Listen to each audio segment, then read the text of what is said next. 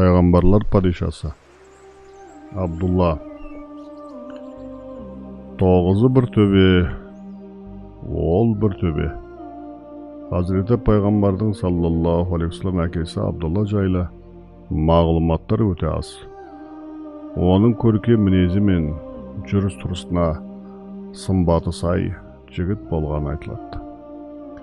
Өзіне талай арудың ынтызар екенін сезсе де, білмегенсіз көрмеген сыңай танытып сыр алдырмайды.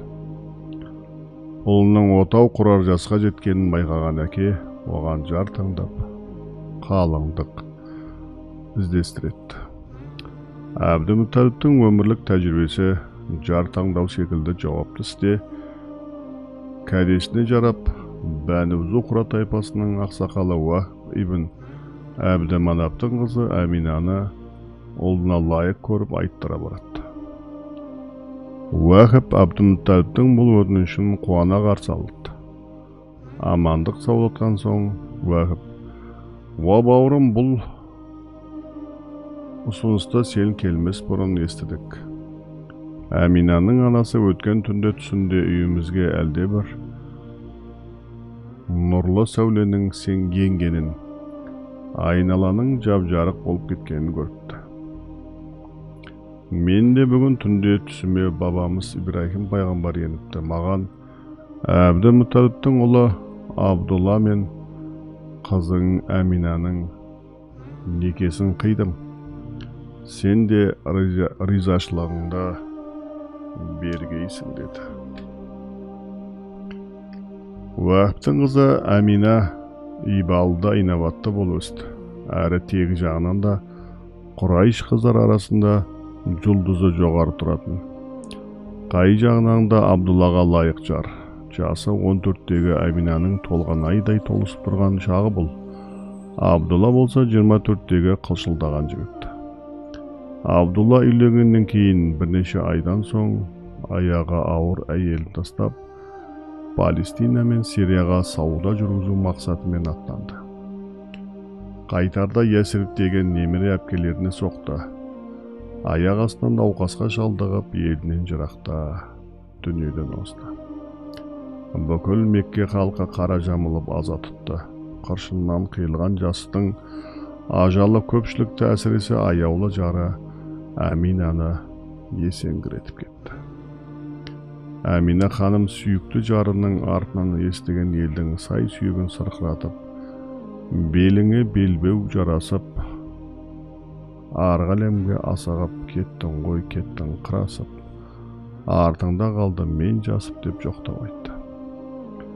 Абдулла Ясрибте дерті жанына батып, ажалымен арпалысып жатқанда, Меккеде маңызды оқиға орын алған еді.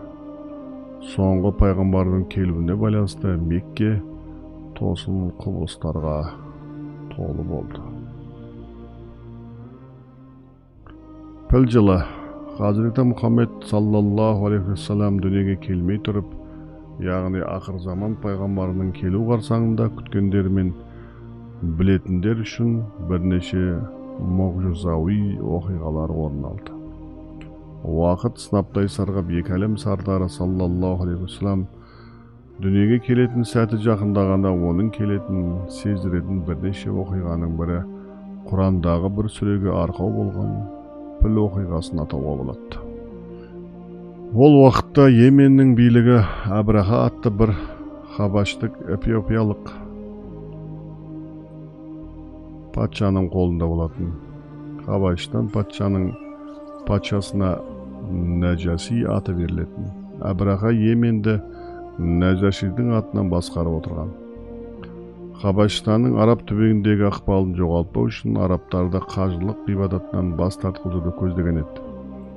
Ол осы мақсатына қол жеткізу үшін Йеменнің Сана қаласына көркем сарай салдырды.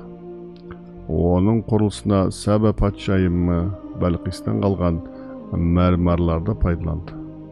Алтыннан крестер, піл тісінен және эбен ағашынан мінберлер жасатты. Сарай шіркеуден үлкен және әсем болып келеді.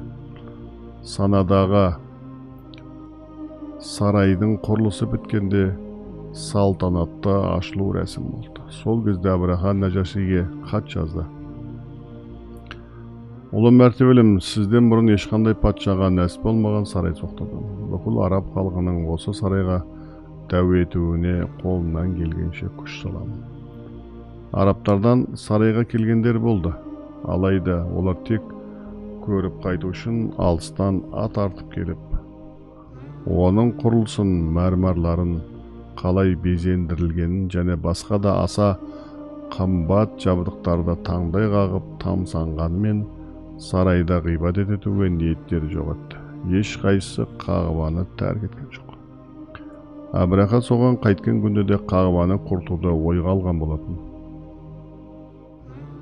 Ол күллі араб халқы Қағбаны емес, өзі соқтырған сарайда құлшылық орнына айналдырса екен деп тіледі. Әйтсе де арабтар оның бұл әрекеттерін құптай қоймады. Ол ма әлде бір араб түн ішінде сарайға кіріп дәрет сындырып, қасиетті жерін масқаралап кетті. Бұған төзбеген Абраха әскер жинап Меккеге қарай беттейді. Абраха жол жөнекей өзінің әскеріне қарсы тұрған бірді екілі араб руларын елегенде жоқ. Сүт пісірім уақытқа жеткізбей тас салған еді.